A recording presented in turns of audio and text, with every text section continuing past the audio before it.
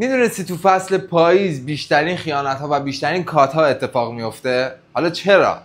به این خاطر که فصل پاییز فقط فصل تغییر رنگ‌ها نیست و همونطور که طبیعت برگ‌های اضافه خودش رو رها میکنه، ما هم باید افکاری که اضافه است، احساساتی که دیگه به ما خدمتی نمیکنه و روابطی که دیگه کمکی به رشد ما نمیکنه رو رها کنیم. و همه اینا به این دلیله که سطح نور خورشید کم شده و هورمون شادی یا سروتونین در ما کمتر ترشح میشه و از طرفی هورمون ملاتونین یا همون هورمون خواب در ما بیشتر ترشح میشه و ما احساس میکنیم خواب‌آلودگی داریم یا فکر میکنیم که افسرده شدیم و اینا در واقع همون هورمون هایی هستن که گاهی اوقات ما رو به کنترل میگیرن.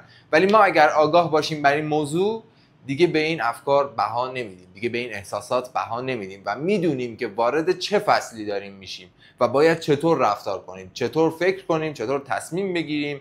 و اطلاعات کلی‌تری رو در کپشن همین پست برات قرار دادم، دوست داشتی بخون.